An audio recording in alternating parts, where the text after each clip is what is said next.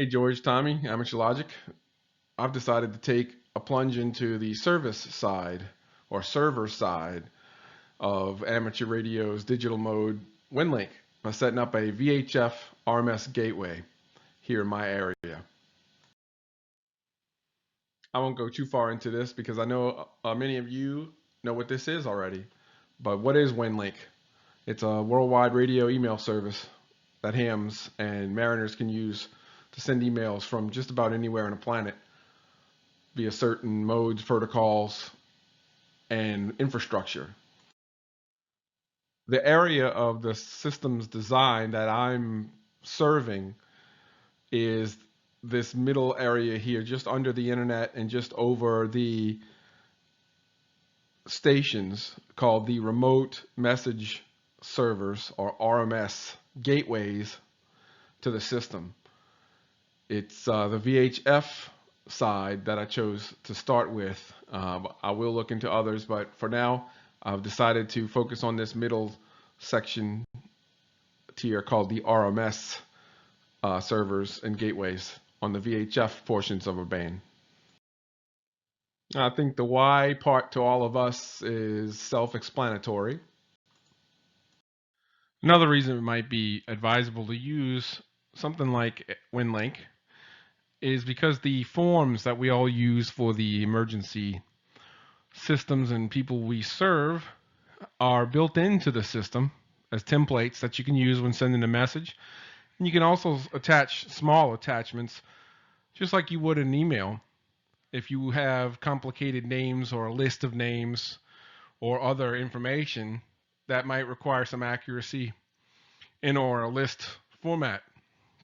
So that's another one of the whys when it comes to WinLink. WinLink has quite the history of response, and as they call it, WinLink was there. Lots of information on their site about what disasters they've responded to and have been a part of. One of my favorite parts of working with the WinLink system or using it in the past has been the multi-protocol, the networks, how they route in different scenarios, the fact that it can work with or without the internet and hybrid operations, and also point to point from ham to ham.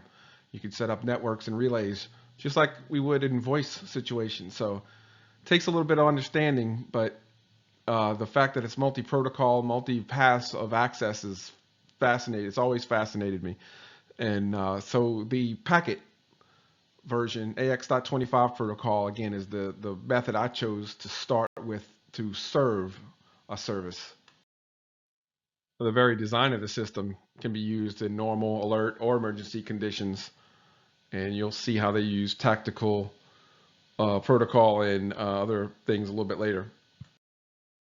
So I put some thought into this and worked out, or am working out with my club, the tactical uses or some of the ideas that we might want to talk about for different scenarios, whether that is normal, alert, or disaster operations.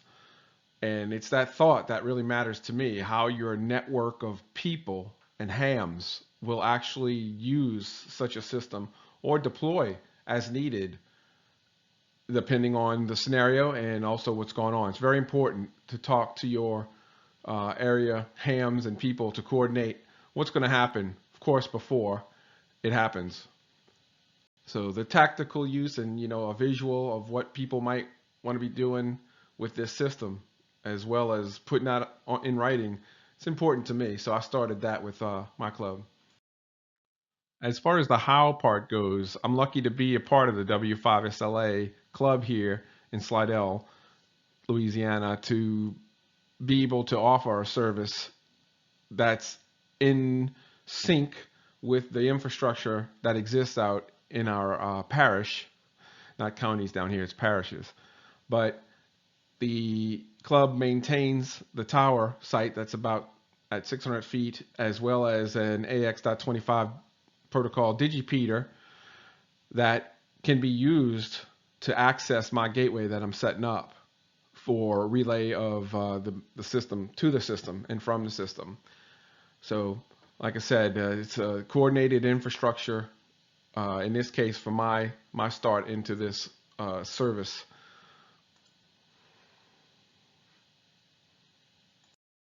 Here's some of the local WinLink RMS gateway infrastructure in our area.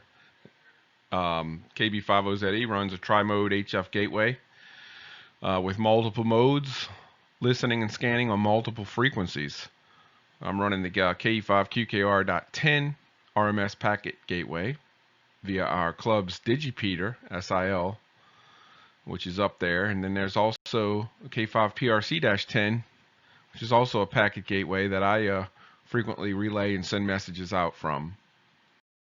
Another thing I did was just to give people a head start, because there's a lot of people who don't know what it takes to use this system.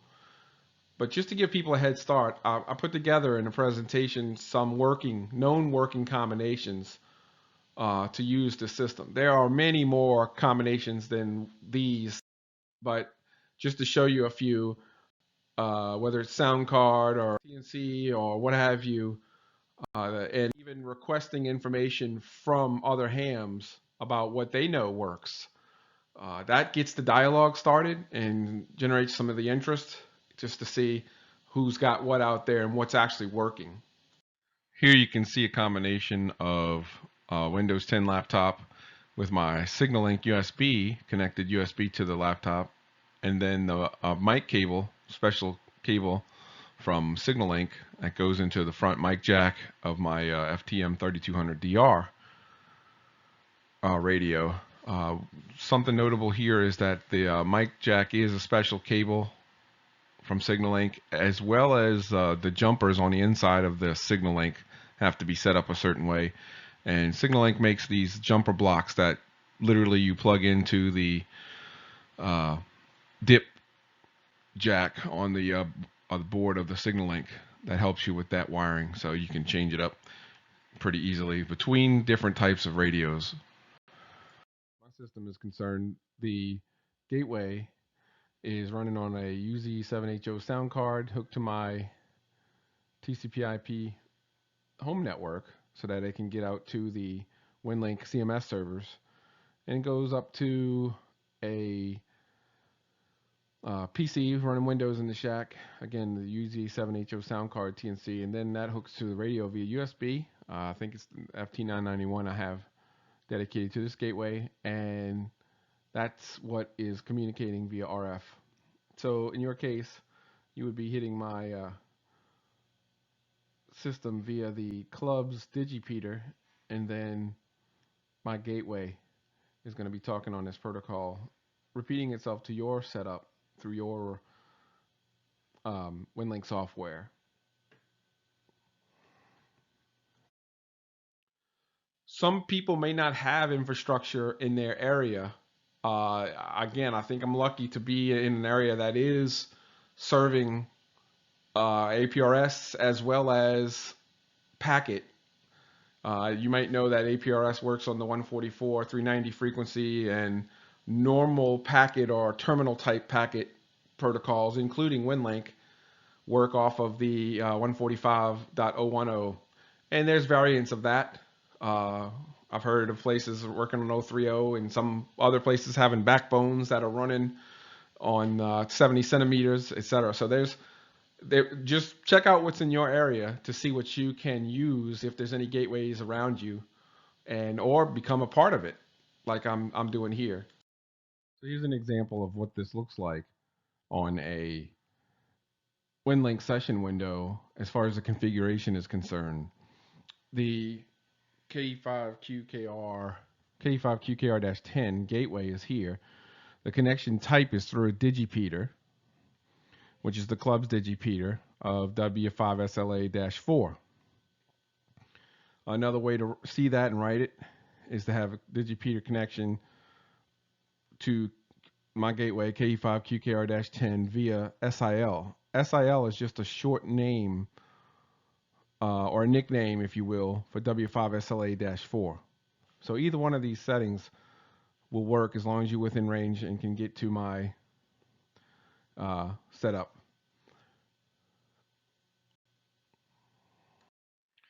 There are some great how-to videos with effort from K4REF that I've used to learn some of the nuances of how to set up both the packet side as well as the sound cards and the multiple modes on the HF side.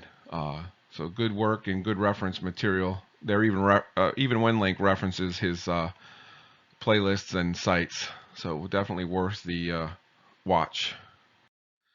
And finally, there is the WinLink Book of Knowledge, as they call it. With the link there, you can get to their Book of Knowledge, which you can see they referenced K4REF site, and as well as others, as whether you're a user of the system or a sysop, there's information in there, and they're sharing it. So great system, great design, and it's up to us to actually use it and to make it all work. A network of people making multiple methods and multiple paths all work for the same goal.